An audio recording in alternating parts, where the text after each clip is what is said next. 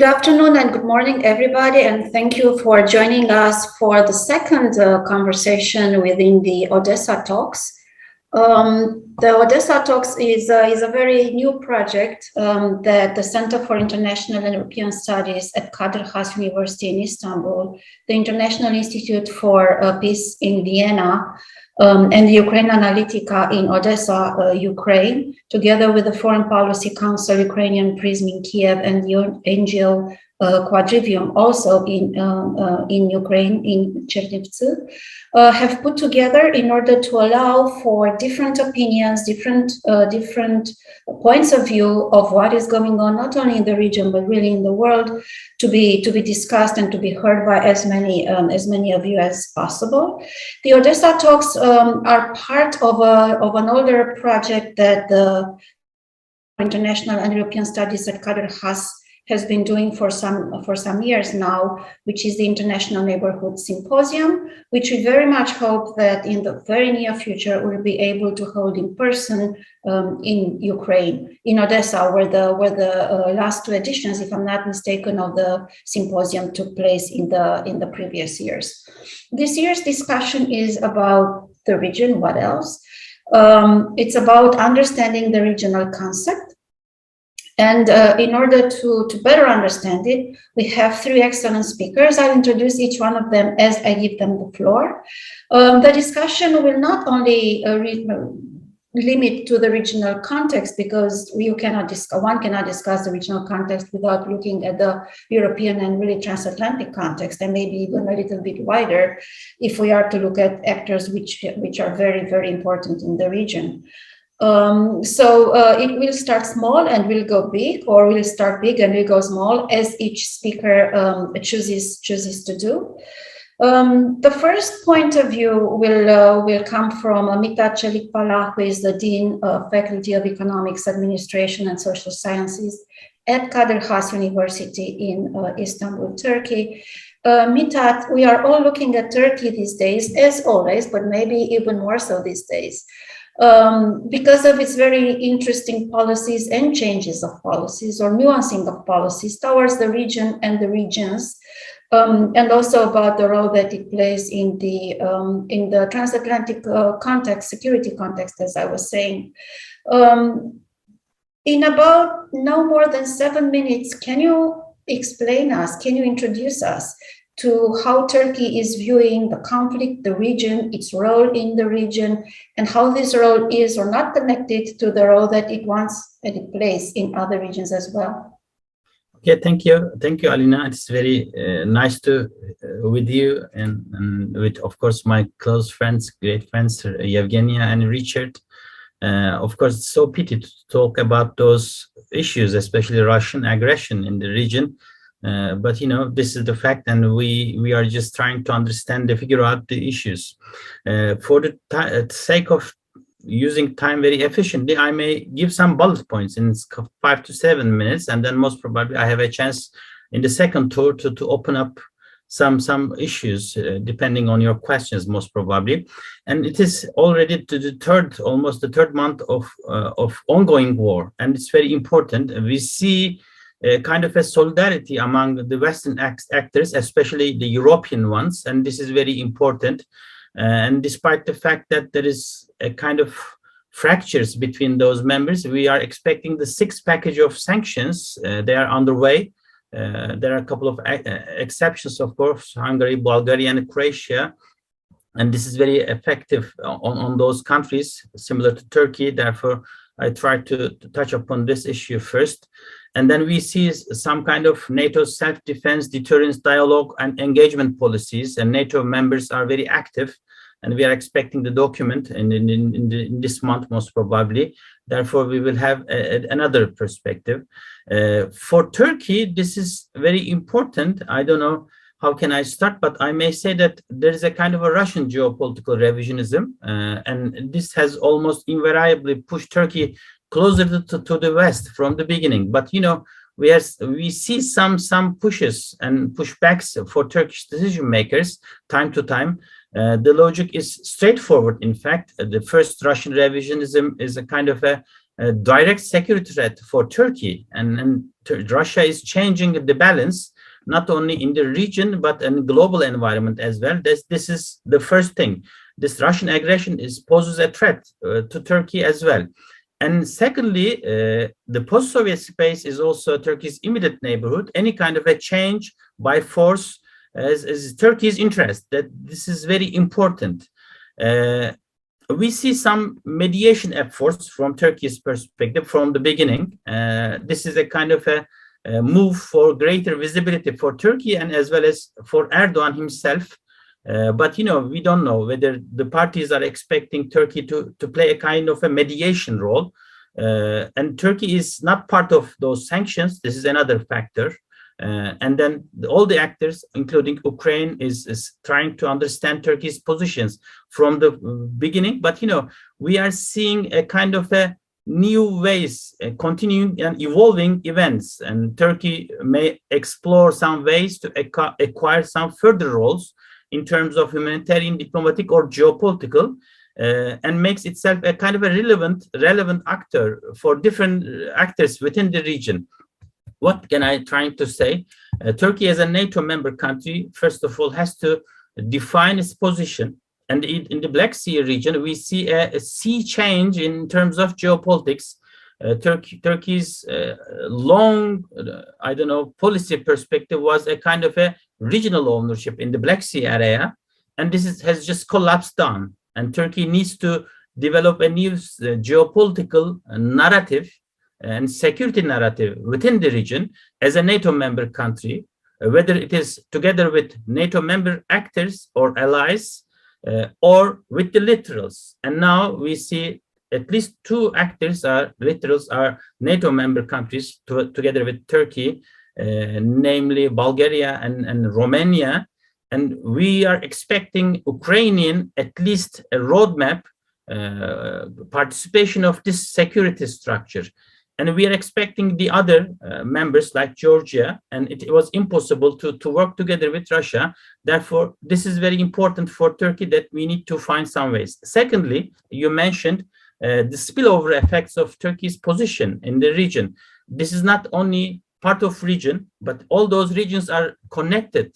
Now we are discussing Greece-Turkey relations, what's happening in the Eastern Mediterranean, the new set in the Caucasus, and thanks Richard is here, and we would like to see what happened between Turkey and Armenia. This is also important, and Turkey's regions become European regions, and Turkey has some issues with the European Union and NATO member countries, the Sweden and Finland's membership issue as well, and the other NATO member countries are questioning Turkey's expectations. It seems that parties are finding some ways to take or to support or to see Turkey's expectations. But we need to find some means and ways, and Turkey needs to define its policies at the end towards Russia in very short term. And it seems that this has some direct effects on Turkey's relations, but there are some couple of limitations: the domestic politics and elections. And we see a highly nationalistic narrative in Turkey. It's increasing again. And I don't know how to find some ways. For closing remarks in the first session, I see a kind of a sea change on a global level, as you mentioned.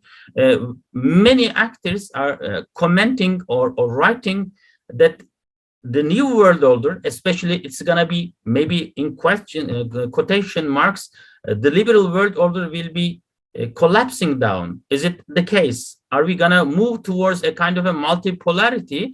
And if the new system is not going to be on rule-based or value-based order, is it a kind of a competition between democracies and some kind of populist or authoritarian, autocratic states? Then this is the case in Turkish version. Is it going to be a democracy or a kind of a more populist and autocratic state?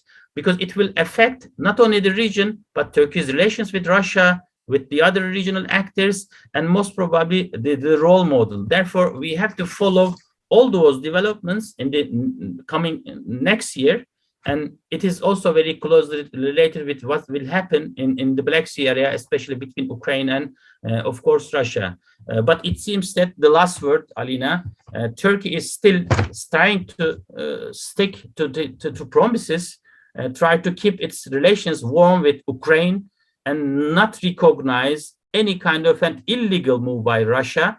But, it is not enough. And I may comment in the second turn about the Montreux, other relations, and the future of the regional actors. And it's better to stop here. Thank you very much, MITAT, especially for bringing the domestic politics into the conversation of the regional role and the foreign policy really of Turkey. That's something that I'm sure we'll come back to, or we'll even get questions from the audience. Moving on to the next speaker and a little bit to the east, if you want, southeast of the region. Richard Giragosian is the director of the Regional Study Center in Yerevan. Richard, looking at the region from where you are, from the south of it, and being in a country which has interesting relations with pretty much all of its neighbors and with Russia as well, how do you see the regional context developing, not in the immediate term as much, but in the longer term? Are you concerned about a peace that is being designed? Do you see this peace? How do you see it from where you are? What does Armenia think actually about what's going on, and how does it position itself? Very good questions, Alina. And it's an honor to be back at the latest round of the Odesa talks with such a distinguished panel. I would focus on two most significant trends that have developed in the wake of Russia's egregious invasion of Ukraine. First is the broader economic impact. And from an Armenian perspective, the economic spillover, the negative impact from Russia's invasion, as well as the justified sanctions imposed against Russia, have been most profound. We see restrictions on trade and transport. We see declines in remittances from Russia. We see repercussions and implications well beyond Russia itself. And against the backdrop of the pre-existing pandemic, COVID-19, the economic recovery is actually an additional challenge in this new reality. At the same time, we also see the negative impact on the Ukrainian economy, which is a price of even more serious and significant damage from Russia's invasion. The impact on Ukraine is also seen in the spike in regional and global food prices, for example. The repercussions are reaching Asia as well as the immediate neighborhood, meaning that the new reality cannot be underestimated. Beyond economics, the second most significant trend is the geopolitical. And in this new reality, I would briefly identify three key drivers or triggers. The first is the victory of Russian President Vladimir Putin should be recognized. In fact, I would say I give credit to Russian President Putin for actually achieving a degree of Western unity that was missing before. Putin has done much to unify the West, to his credit.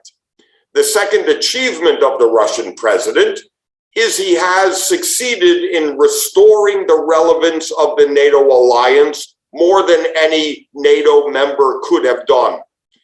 Now, of course, both are detrimental to Russia, but it is important to note and to welcome the Western reaction at a time of crisis and threat.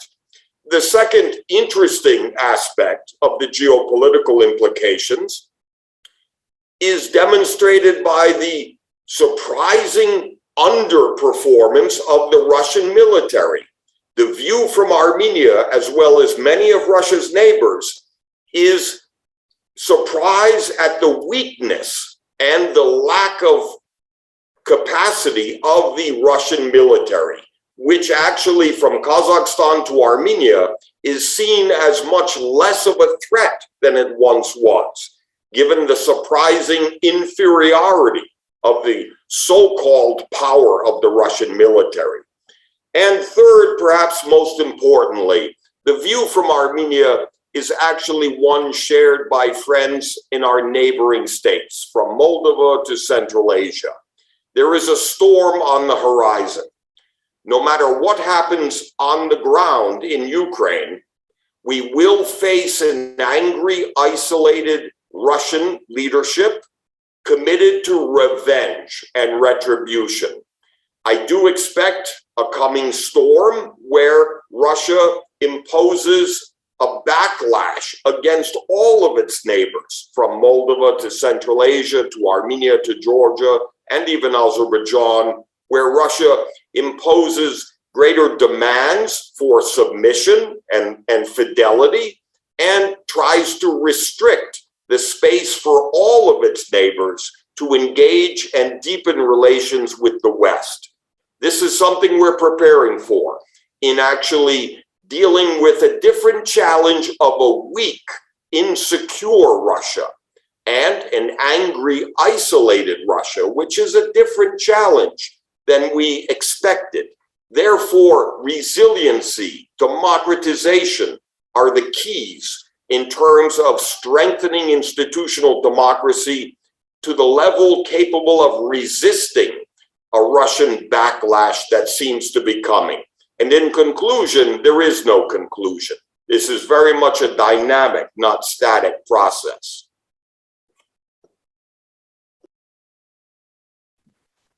Thank you very much for bringing the image of an angry Russia and the reality of an angry Russia into the discussion. We'll definitely come back to it because I'm also very curious in how Russia is going to use your view on how Russia is going to use all of the conflicts that it created and it maintains it fuels in the region. But let me move on to the third speaker, YEVGENYA GABER, who is now in Canada, in Ottawa, with the Carleton University as a senior fellow with a Center in Modern Turkish Studies. YEVGENYA, first of all, how do you see the regional context as somebody who has been in the region, obviously, but also how is the regional context being discussed in Canada? Is it being discussed in Canada? Is what's going on here in the region, the war, is it a priority for Canada? Canada is obviously an important member of NATO. So please, if you can tell us a little bit both about how you see the regional background with your expertise and being part of the region, but also a little bit of what's going on across the ocean. Thank you, Alina, and a privilege to be on this distinguished panel. Would be great to be back to Odesa, hopefully next year, but now doing it online. I would probably go from the smaller part, from how we see it from Ukraine to the region, and then to the global implications, and of course about situation in Canada and discourse here in Canada. Well, first I would say that I believe what happens now in Ukraine, it's actually a test for everyone. It's a test for democracy, resilience, commitments to values and European and transatlantic institutions for Ukraine, for other countries in the region, but also for those institutions themselves. What happens in Ukraine very often is taken generally like a war, Russian invasion of Ukraine, and it's regarded either in this geopolitical framework or only as a part of a hybrid, but also military aggression. I would like to broaden this framework a bit for further discussion probably today, because the implication that we are facing now and will face in the midterm and long-term future, they are much broader than this. And I'm talking about all different kinds of aggression, because what we have now, well, first, it's about, of course, Russian war crimes in Ukraine and crimes against humanity. So we will definitely have to think about its qualification under the international law, tribunals and actually keeping those responsible for these crimes to accountability, because this will resonate in many other countries across the region as well. What happens in Ukraine does not stay in Ukraine, and this is a precedent for all other illiberal regimes, not only in the Black Sea, but generally. So I'm pretty sure that whatever happens here, and if Russia is just led to, go away and stay safe with whatever it has committed here in terms of economic destruction, in terms of crimes against humanity, genocide against Ukrainians as nation, this is also a very dangerous precedent for other countries. And in Canada, for example, Canada was one of the first countries to recognize the Russian aggression in Ukraine as a genocide against Ukrainian people, Ukrainian nation. And it's very important because in many other parliaments all over the world, people are now talking about this in countries, and there are motions in parliament to recognize this as genocide. Another important issue is also about the rights of Indigenous people. And just yesterday, we had here in Canada a very nice panel with Ukrainian parliamentarians, one of them being a Crimean Tatar by origin. And you know that in Ukraine, we had this law, new legislation recognizing the rights of Indigenous peoples in Ukraine. And now they are also under attack. So it's not only ethnic Ukrainians, let's say, but all those different ethnic groups, minorities, including religious and ethnic ones, which are under attack from Russia. And that is why democracy is being tested here. So if Russia gets away with what it's doing now in Ukraine, again, these groups, we will have the same examples in different parts of the world, including China and Uyghurs, including different illiberal regimes here. So it matters.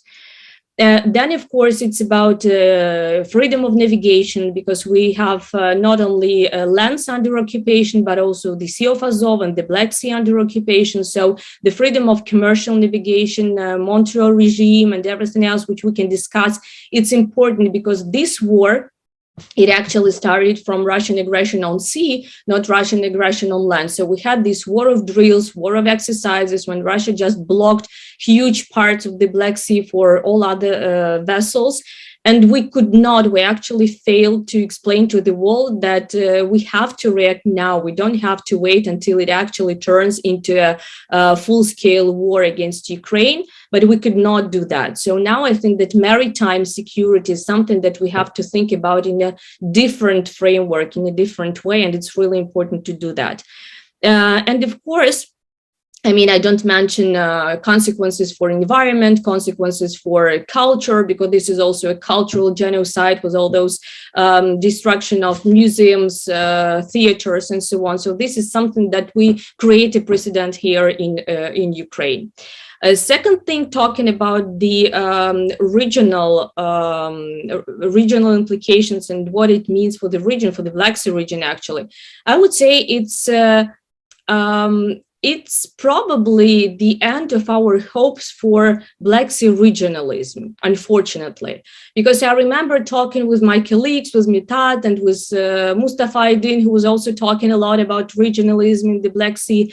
Dimitris, there is no regionalism now, and it's not possible to have, like MITAT said, this regional ownership approach anymore, just because whatever has been happening to consolidate this regional identity, it has been crashed by Russia. We don't have a luxury to be locked inside the region in terms of security mechanisms and guarantees.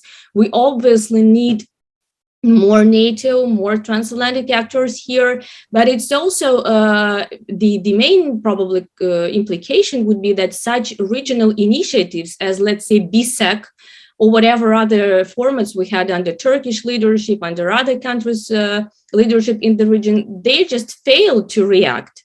And it's not only about regional organizations, it's also about, unfortunately, many European and global organizations as well. And here I'm coming to this global level. It's been a test not only for Ukraine, it's been also a test for many international organizations and institutions. So let's see how the OCE reacted. Let's see how the United Nations reacted. Let's see what reaction we had from many other organizations, including in nuclear energy sphere, including Red Cross, humanitarian organizations.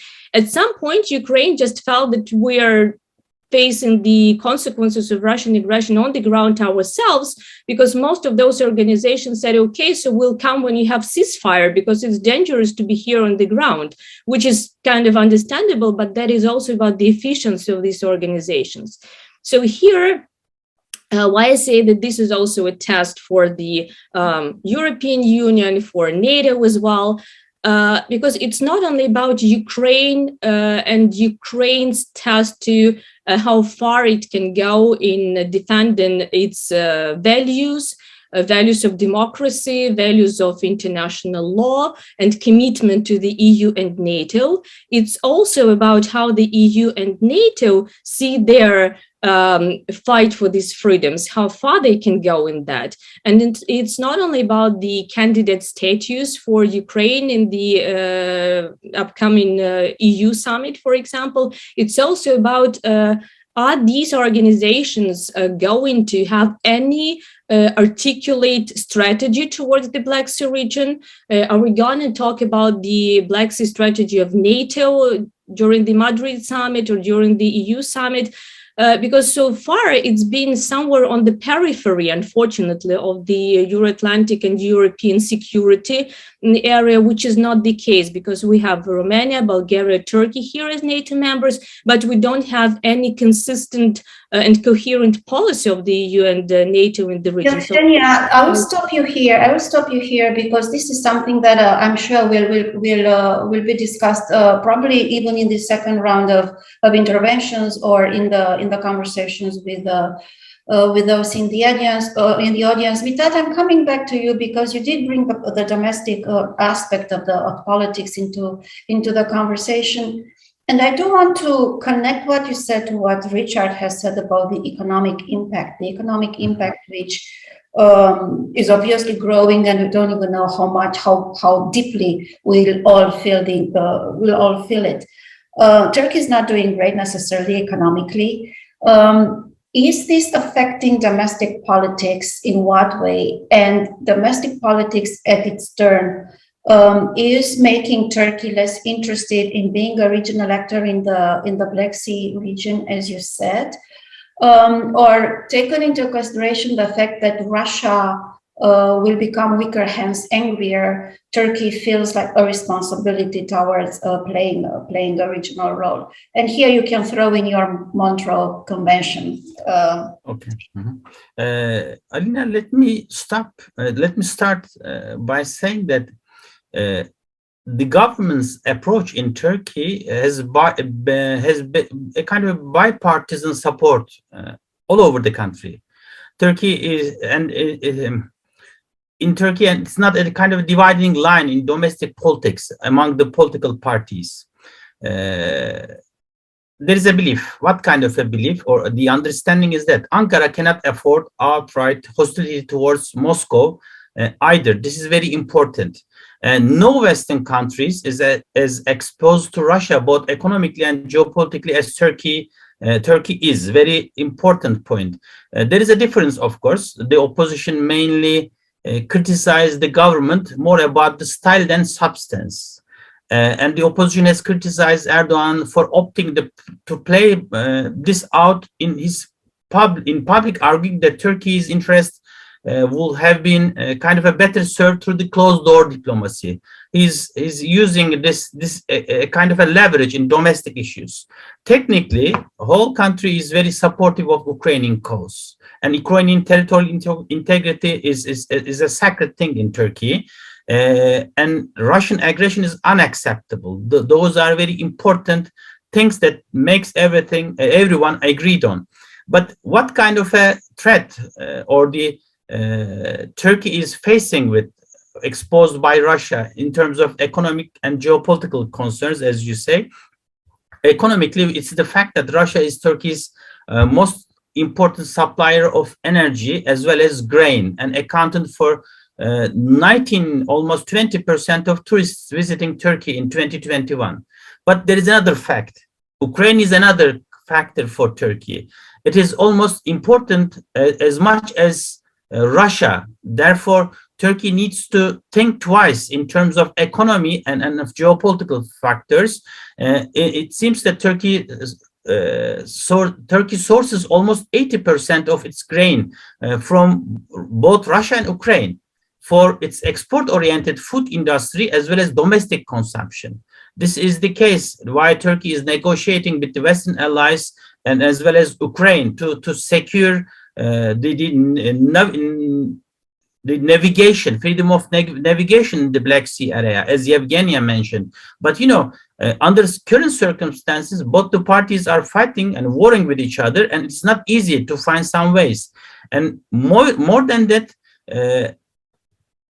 this is the case. Of course, Turkey gets its energy sources from Russia, but we see a kind of a new trend all over Europe, this Green Deal, and Turkey is trying to diversify its resources. Therefore, Russians has to be very careful on this issue. And how to address Turkey's expectations, and is it possible to normalize the region afterwards? With the participation of Russia, it's a big question mark. This is the case, as I agree with Yevgenia, and we need to go through all those issues. Who's going to create a new narrative for the regional security and regional partnership? And it seems that in this case, different than the previous period, Turkey needs to prioritize the other regional actors' threat perceptions in terms of Russia is concerned. And this is very important, and most probably Turkey's perception of threat created by Russia is also a kind of a contribution in the coming future. But first of all, we need to stop the war and find some ways and means. And there are other issues, food security, energy security, trade, military balance in the Black Sea area, the migration issue. It affects not only Eastern Europeans, but Turkey as well. And we need to concentrate on those issues. And Turkey is the main actor who's going to serve this maritime security within the region with the participation of actors. But under current domestic environment and the narrative that we face within Turkey, it creates a kind of a caution among our neighboring countries. This is also important. And then I am questioning this aspect. And as a proof, in terms of Black Sea, it is almost a closed sea. Last 3 months, all the allies respected such a kind of a decision not to alleviate or to push the war another level. But, we cannot continue like that. It is very important. And the Russians also has to understand this reality and how to establish a kind of a structure. And therefore, most probably, in some time, most probably we are going to start to discuss again Montreux. Montreux now is serving the security of the Black Sea area, but we cannot sustain it. To create a kind of a sustainability and resolution, we need to find and we need to serve the interest of other littoral states as well. Of course, this is the case. Turkey's interests are important, and Turkey is a great and strong actor within NATO as well. And we see what's happening in terms of the enlargement issue. But, we need to develop a more regional policy perspective by taking security and the threat perception of all those littorals and the partners of Turkey into account. Russia is not only partner for Turkey, and this attitude has some effects on Turkey in different areas, from the Middle East to the Eastern Mediterranean, from the Caucasus to the Balkans. This is the point I can add in my second round. Thank you. That's very interesting, because you are bringing the long-term perspective into the conversation, and what is going to happen once the military conflict will at least slow down, if not stop for good. And that's who we discuss this with. It's a very good question, and I know that different people have different answers, and different organizations have different answers. Richard, I'm coming back to you, but I want to push a little bit on this idea of the cohesion of the West, because Well, of course, yes. The West has been cohesive. The West has been cohesive in narrative towards Russia, has been somewhat cohesive in its attitude towards Ukraine, providing military support, financial support, and so on and so forth. I'm not so sure, though, and here, please feel free to contradict me. I'm not so sure that the West is so cohesive when it comes to the future and how it sees the region, how it sees Ukraine and its role into whatever international structures. Not to mention that, again, the economic impact it's going to torment societies quite a little bit. So how do you see this cohesion, going further? Well, you raise a very good point, and perhaps I tend to be overly optimistic because the pre-existing pre-war contradictions within the European Union, the division between, say, the Hungarian government with more democratic governments within the European Union, these inherent contradictions were not resolved by Russia's illegal invasion. But I do seek or receive reassurance by the behavior of, say, Poland in handling the response. So I do think that, yes, the limitation of cohesion or unity within the West is going to be difficult to sustain. In this perspective, the real test will be the transatlantic relationship. In other words, leadership from the United States after the disaster of Donald Trump in terms of the alliance. This is where the restoration of NATO's relevance is key. And I do think the only winner from this is China over the longer term. But I do want to focus on two specific points. One is something I've learned from Yevgenya's presentation and the body of her work. And that is a related observation. This is no longer just a question of Ukraine joining NATO or joining the European Union. This has now also become a question of NATO and the European Union joining Ukraine. And I do think this is important. The second observation are two strategic scenarios. In the first scenario, if Vladimir Putin holds on to power, we will see the same result under the second scenario of when Putin loses power, the day after Putin. Both strategic scenarios will result in the necessity of a Russian military victory somewhere, if not Ukraine. It could be Moldova, it could be elsewhere.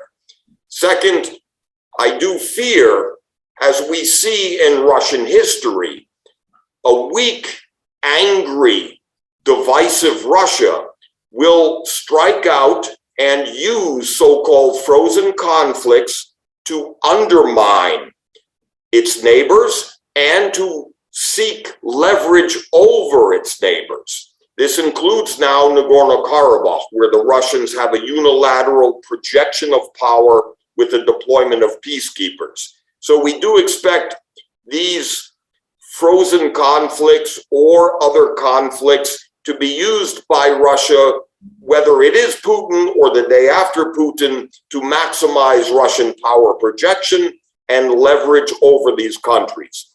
Finally, for Armenia, the strategic threat to Armenia is being on the wrong side of history in terms of paying a price for Armenia's past security relationship with Moscow. In this context, the democratically elected, more legitimate government of Armenia today is trying to do as little as possible and trying to say and vote even less in favor of Russia. And literally, we're keeping our heads down to avoid Russia's scrutiny. Fortunately, our friends in the Ukrainian government understand we're in between a rock and a hard place, and we don't have any real leverage. Therefore, we're trying to mitigate the danger of Armenia's dependence on Russia. Thank you, Yevgenia. I do want to come back to what you started saying earlier about international organizations and the way they reacted. And again, look a little bit into the future. And I'm sorry, before I actually turn to Yevgenia and give her the floor, those of you who want to ask questions to any of the speakers, please use the Q&A section in the Zoom, so we can take your questions. So again, Yevgenia, looking into the future, what should these organizations do in order to, well, of course, protect Ukraine, but also secure a stable peace in the region? Well, that's a $1 million question. I think that no one can give a ready recipe for that at the moment.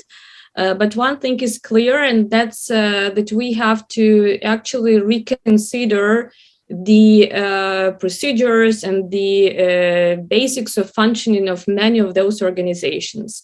And I believe that at some point, the United Nations should also consider reform, because whatever is happening now, it's just a perfect proof and evidence of how inefficient, unfortunately, this organization has been in the recent years, because it's not only about Ukraine. Name me one conflict, whatever regional conflict might be, Yugoslavia, Middle East, whatever, where the United Nations could prevent this conflict or somehow stop the atrocities. Because we have Russia as a member of the permanent member of the Security Council with the veto right, which blocks any decision. And the same goes for China very often, because this is how these autocratic and totalitarian regimes work.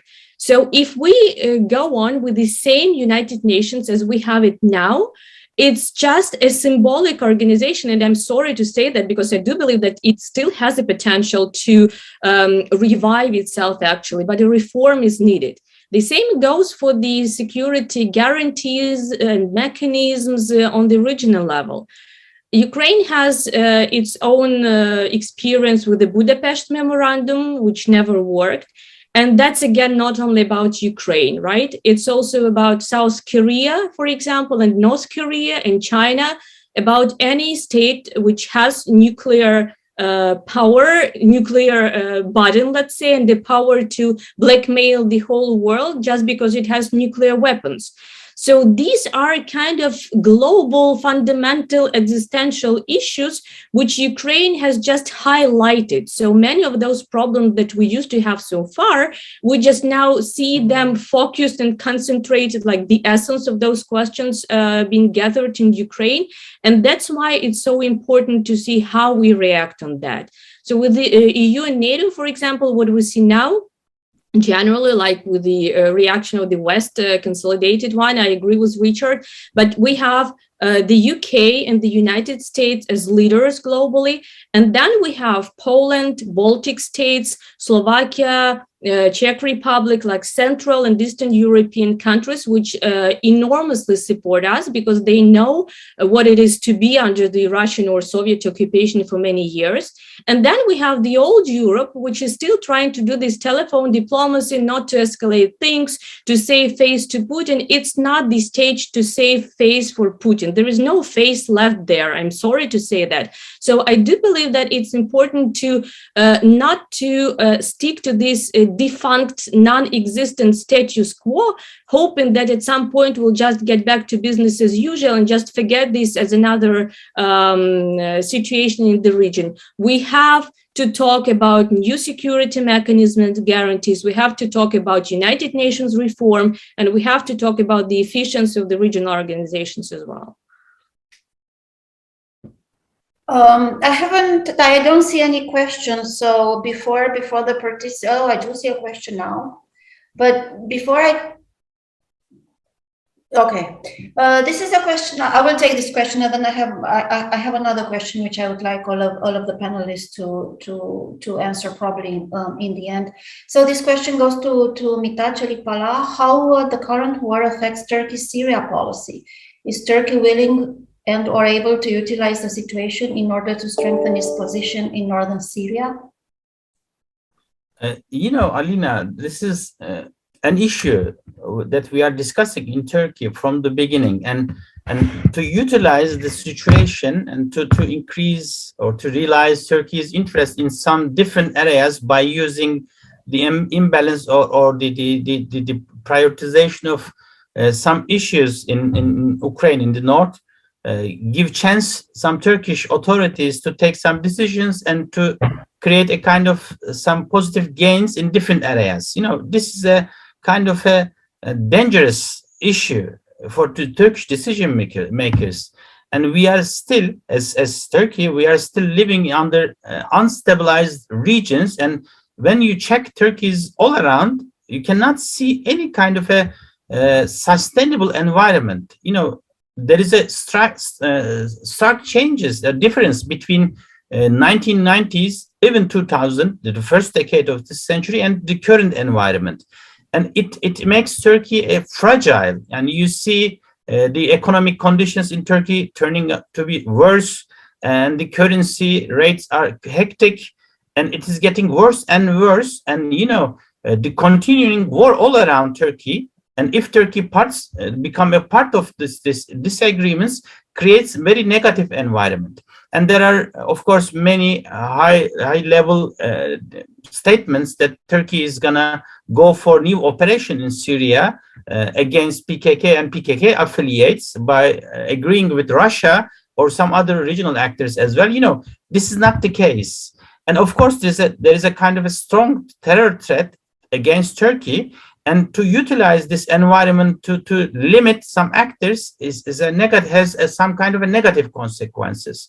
Turkey has a capacity to run some operations in Syria, but if you link this priorities and interests of Turkey in Syria and Eastern Mediterranean to what's happening in the north, it's a big mistake, and Turkey may pay some high prices. And we see such a kind of a disagreement within NATO now, and if you link such a kind of a new setup, security environment, emerging political and security environment in Transatlantic Alliance, and if you draw some lines, putting Turkey outside of this link, just because of some other priorities and expectations caused by or created by Turkey or the others, and this is a case. Therefore, they are separate issues from my side.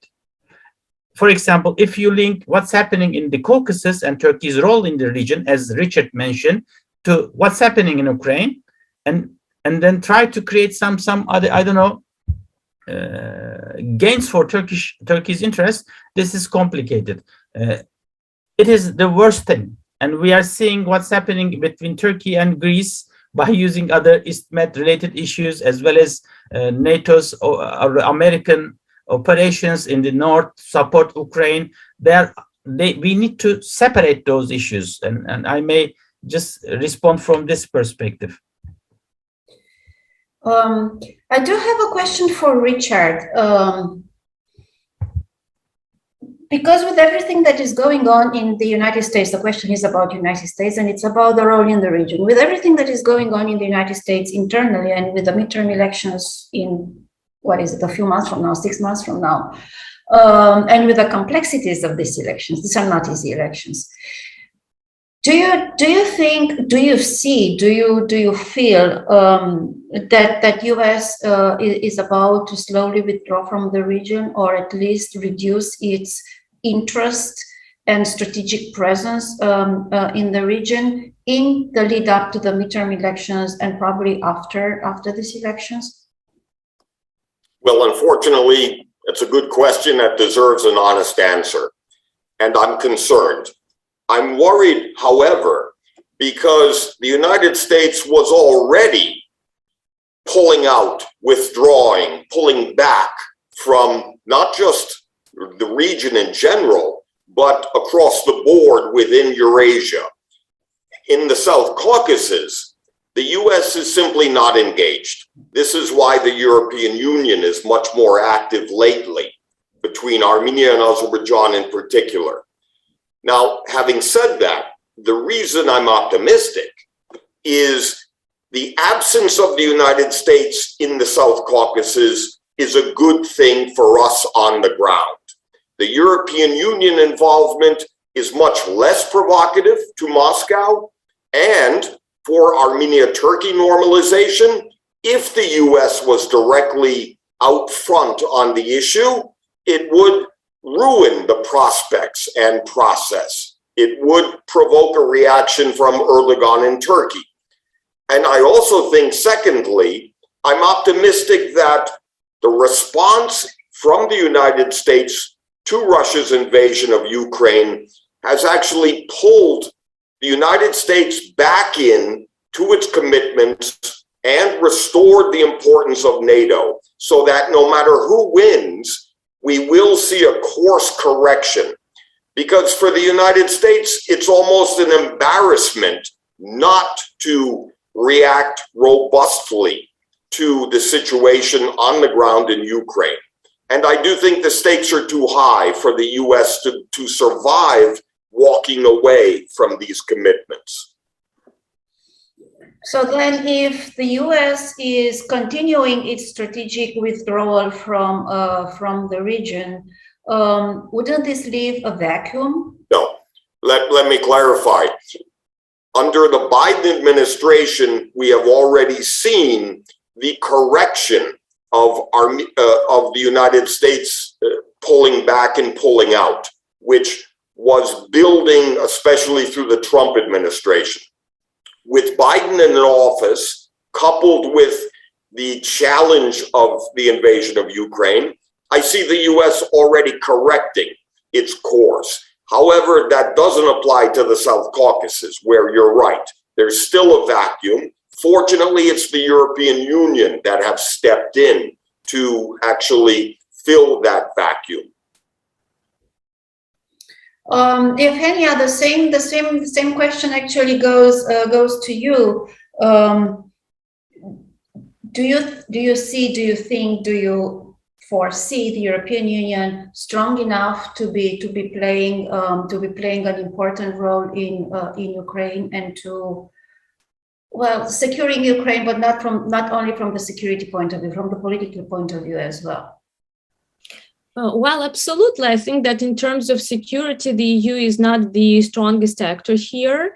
And by the way, most of the military support that we've got from our Western partners, that was on the bilateral level, not on the NATO or EU level. If you look at what NATO provided Ukraine with, it's a very symbolic thing, apart from political support, diplomatic support, and so on. So with the European Union, of course, I think that the EU has to be more, let's say, courageous and robust about what it's doing in Ukraine, because here it's also, it's very important now to understand the sentiments on the ground, even among Ukrainian people, among Ukrainian experts as well.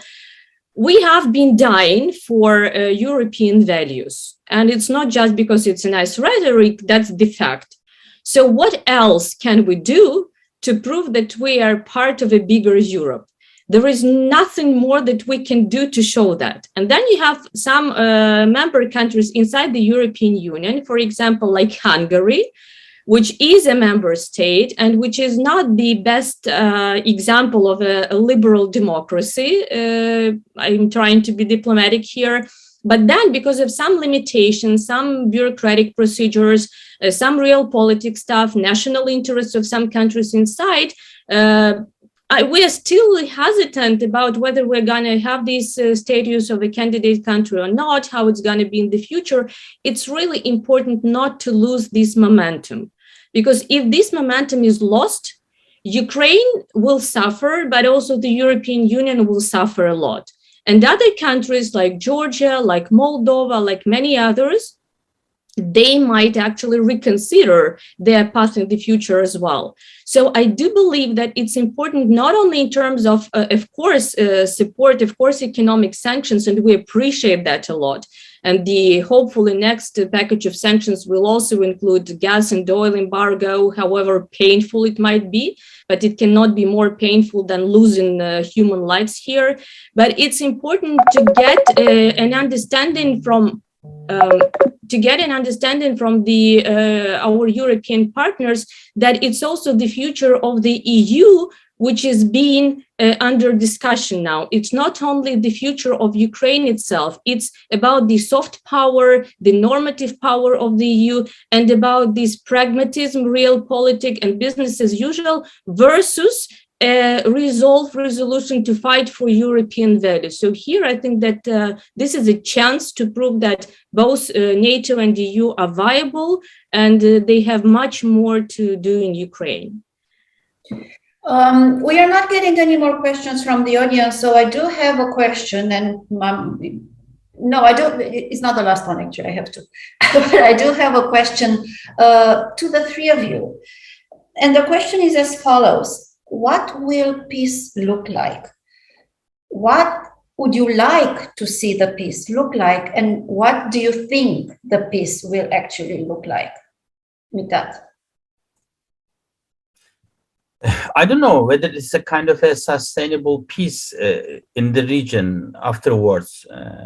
We may have a kind of a truce, but this Russian move affected most probably next 5 to 6 decades of our region. And we were witnessing many sea changes since the collapse of the Berlin Wall or the Soviet Union. And we have been defining the borderline of the West somewhere in Berlin, or in middle of Berlin in 1980, late 1980s. Then afterwards, it has just started to move eastward. And Ukraine was the last and the most important arena of these clashes. And we were, for example, in 2012 or in 2013, we were discussing that the balance or the borderline just divides Ukraine into big two. And then with this Russian move, most probably we have a solidarity among Ukrainians, and Ukrainian resistance and the national consciousness is very high. And Yevgenia is among us. Most probably she may expand my discussion. And Russians create a kind of a fait accompli. And therefore, from this situation, whether we can have a kind of a peace, a sustained peace in the near future, can we follow it? It's a big question mark. And in line with the comments, I see a kind of an exclusionary, not inclusionary kind of a European attitude. Of course, in the beginning, we see a kind of a solidarity among the European actors. But a couple of last 2 weeks ago, I guess, I was in Bratislava, in Grobsek, for example. I see the Baltic republics, or those Estonians, and then Latvians, Slovakians, and Czechs, partly Austrians. They were very supportive of Ukrainian case and cause, but I don't see any Western or old European high-level participation to support Ukrainian cause.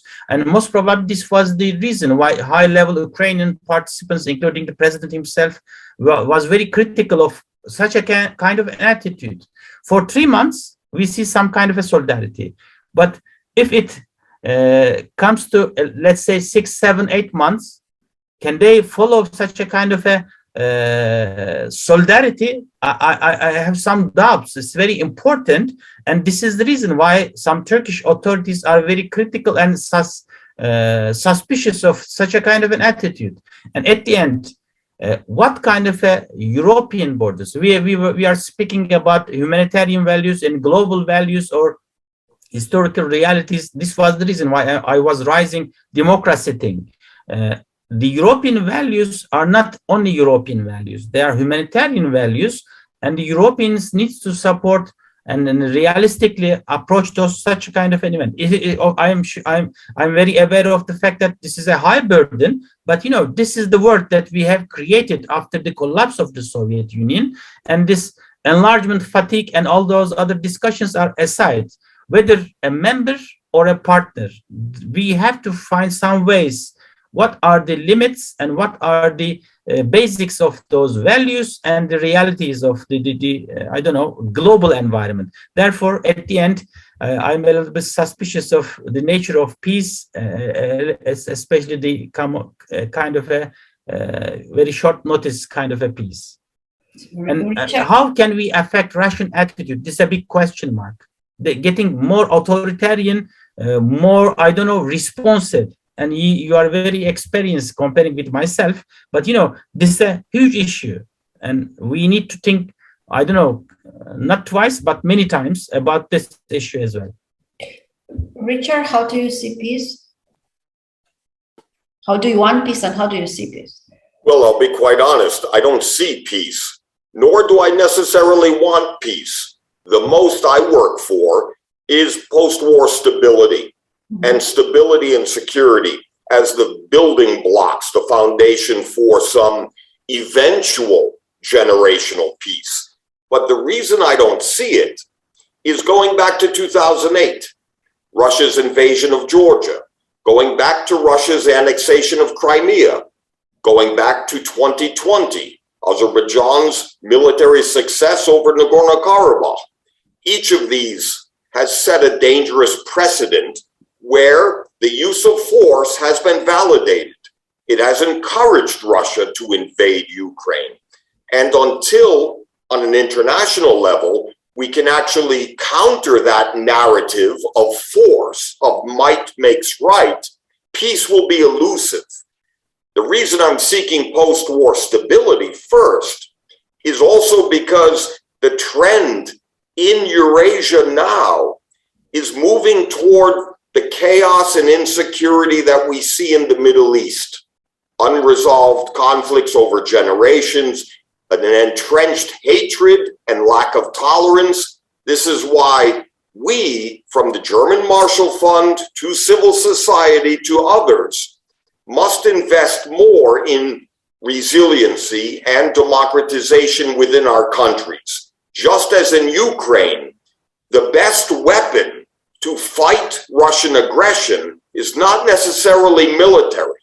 It's democracy in Ukraine and demonstrated by the government in Kiev, to their credit. The courage and commitment of the Ukrainian people is actually more impressive to me than those serving in uniform. Yevgenia, your turn. Well, I would say that we do not need peace or even stability. We need the victory of Ukraine. And I'm saying this not because I'm Ukrainian myself or because I'm bloodthirsty or because I hate Russia, but because this is how we're going to proceed in the future. So we have actually two options now how to have peace or at least ceasefire. One is peace at any cost, and many countries are pushing now for that option just because everyone has this fatigue, everyone feels the consequences of sanctions, and it's really difficult to maintain the same level of pressure for many months, not for a couple of days, but for probably a year or more. So if we decide that we have this frozen conflict in Ukraine, so let's say we just freeze whatever we have on the ground, and then we talk to Russians, like many people now, many experts also have these recommendations just to freeze it as it is and then to have negotiations. We have to understand that this will only encourage Russia for further occupation of territories, further invasions, further acts of aggression. Russia is not a credible partner. If you have any kind of agreements with Russia now, when they still have advantage on the battleground, it means that we will have another war with a stronger Russia, with less of support from the West, because everyone will be tired even more, and with a completely Ukrainian ruins, having no capacity whatsoever to defend itself in a couple of months. Just because this is how it works with Russia. It's bad to have a weak and insecure Russia, but it's even worse to have a strong and insecure Russia. And I'm pretty sure that's how it will happen in case we just want to freeze as it is at the moment. The other option is, again, to have negotiations with Russia. Of course, we will have to get back to the table sooner or later when Ukraine has advantage on the battlefield. Because this is how Russia works. If you stop Russia, if you make Russia get to the table with advantage of Ukraine on the battlefield, that will be a very different dialogue with Russia, and that will be a meaningful dialogue. Not a fake peace, not a temporary ceasefire or something, but really a new constellation where Russia will have also to compromise and to have this dialogue as it is. Very last point, not to keep it long. I think that many people are now comfortable with Ukrainians doing their job quite nice, actually haven't stopped the second biggest army in the world with whatever they had. And so we don't want to provide weapons just because we don't want to escalate. When this war started, we had 9% of our territories occupied. Now we have 20% of Ukrainian territories occupied, and we are not endless. I mean, Ukrainians as people tend to not to have these limitless reserves as well. So we tend to finish as well as people, even if we are resilient, even if we have our soldiers who are fighting and doing their best, we need weapons. And in this regard, I say that the best humanitarian assistance for Ukraine would be weapons, not to escalate, but to de-escalate, to stop this conflict, to get Russians to the negotiations table, and only then to have peace, which will end in Ukraine in its 1991 internationally recognized borders. No other option would be acceptable for Ukraine. I do have one last question that I want to take from the audience. It's also addressed to MITAT. Please be brief in addressing it. If the war will be long-term, do you think the closure of the Turkish Straits can lead to serious tension between Turkey and Russia? Here I would add, really, MITAT, do you think that the closure of the Turkish Strait is a reality and a possibility? And then, in which case would that's a different question though, in which case would the Turkish leadership consider the closure of the Turkish airspace for Russian aircraft? So the Turkish Straits first. Yeah, I don't know. If the war continues, most probably it's going to be a tension not between Turkey and Russia, but between the Western allies and Turkey. You know, under the current conditions, it serves mostly Russian interests. It's a closed sea, and Russians are controlling almost all those Black Sea littorals of Ukraine and Russia. And most probably Romania, Bulgaria, and Georgia feels the threat. Of course, there are a couple of success by the Ukrainian forces against the Black Sea fleet of Russia. But, you know, if the war continues like that, it's going to be most probably other littorals, and the Western allies may ask or seek a kind of a new regime in the Black Sea, or they may ask Turkey to be much more active in terms of the NATO allies' security in the region. This is the case, and I don't expect any kind of a Russian, I don't know, expectations for the closing Turkey's airspace, like the other European partners or NATO allies' closure of airspaces. I see a kind of an